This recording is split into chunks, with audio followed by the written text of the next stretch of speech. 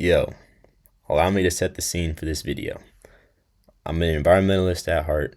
I advocate for sustainable practices. I love being outdoors. I'm studying environmental science in college, and today I'm making this video to share what I've learned and what motivates me. I know I just talked about how I'm this nature-focused guy, but there was a distinct time in my life when I was ready to give up on the earth. Allow me to explain. As I moved from elementary to middle school, I learned about climate change. It changed my whole life, my own little universe. And I was a young kid, so my universe was a little small, but it definitely had a profound impact on me.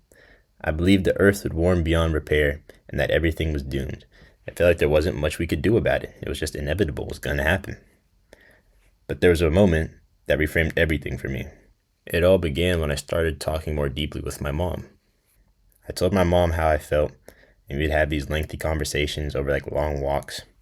And she asked me a simple but powerful question. She said, "What are you going to do about it?"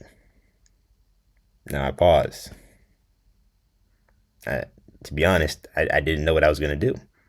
I was a kid. I didn't have an answer to this question. What can I do? But then I really started to think about it. What can I do? It took a couple years of thinking, but this changed everything for me. I started to remember my roots. Nature has always been a part of my life. As a kid, I had summer camps. I would go on hikes with my family and friends. I remember going on fishing trips with my dad. I still remember this one day when we went to the lake by my house and we caught 9 fish in one day. That's forever legendary to me. We still talk about it to this day. I will never forget that as a core memory. But moments like these are who shaped who I am. Moving through trees, climbing hills, crossing rivers. Being outdoors feels grounding. The sense of accomplishment after a challenging moment, like swimming a long stretch, building a fire, spotting a bug. These are the reasons I keep coming back outside. That's why I like being in nature. Don't get me started, but it feels like to reach a summit after a long hike. It's pure bliss. And you don't need a big adventure to feel that way. 20 minutes in a tree-lined area can lift your day. It doesn't have to be crazy all the time. Just getting outside, just touching grass. It's that simple. But somewhere along the way, I lost sight of how these experiences made me feel. I knew I had to change, so I began by learning more. That's how it started. AP Environmental Science was my first formal doorway into what's possible, whether it was the policy or the activism, really just the whole spectrum beyond the science. It helped me see that real, large-scale impact isn't just about planting trees or protecting species. It's about understanding how the world works and how to implement policy and incentives so that people actually change their behavior. I used to wonder why people didn't act.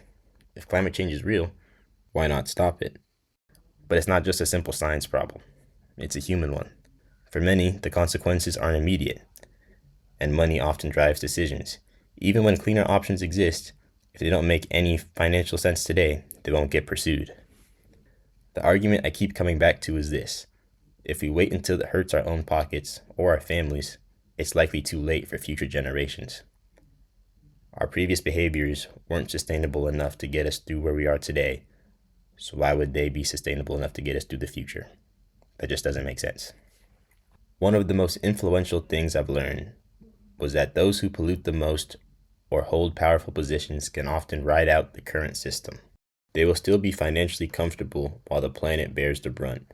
If the cycle continues, there's less and less room for everyone else to remain comfortable.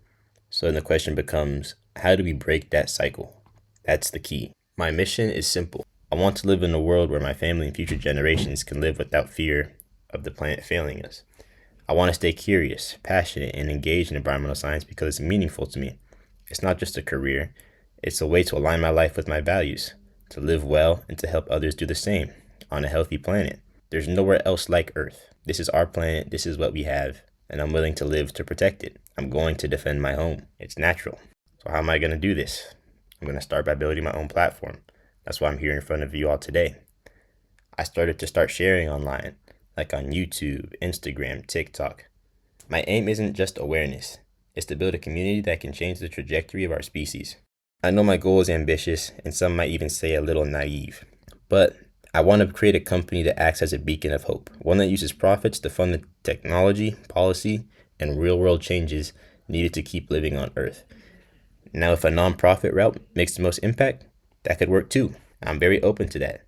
That being said, I've seen how for profit companies are able to just throw their influence around because they have the capital to back them. I don't think I should limit my ambitions just for, like, kind of the kumbaya of making it a nonprofit. My goal is to make change.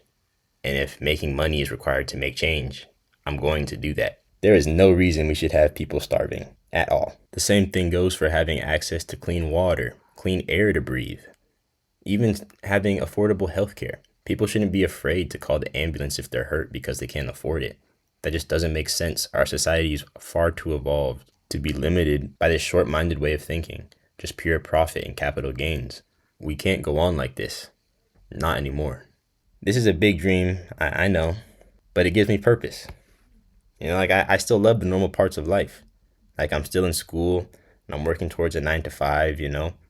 My ideal job is in the environmental space. Yet with that, I still want to be practical about how I move. For example, I hate paper straws. They're not practical. Like if I'm enjoying a drink, let's just say a nice coffee or a milkshake, and the straw gets all soggy, it no longer has like any use for me. Why would I want to use this? That just doesn't make sense. But I think it's really important that we find the balance of how can we create sustainable solutions, like getting rid of single-use plastics, for example, a straw, while still making it efficient and useful in like the real world. I think having bamboo straws, for example, is like a better alternative than the paper. So like we're working towards it, but stuff like that, where it's about staying practical and actually making it so people use the solutions we want to implement. That way they actually stick. And it's not just, oh, the environmental people are over there doing their thing again. It has to actually be relevant and stay consistent so we can actually like use it and make a change. So in a nutshell, what I'm creating here is going to help us with the innovation as well as the implementation of these solutions into like the normal world. That way it just becomes a part of just our everyday lives and no one has to like think about it. You know, we're doing it for the betterment of society, of the earth. It doesn't have to be just the environmental folks doing their thing. But yeah, thank you for tuning in. And until next time, deuces.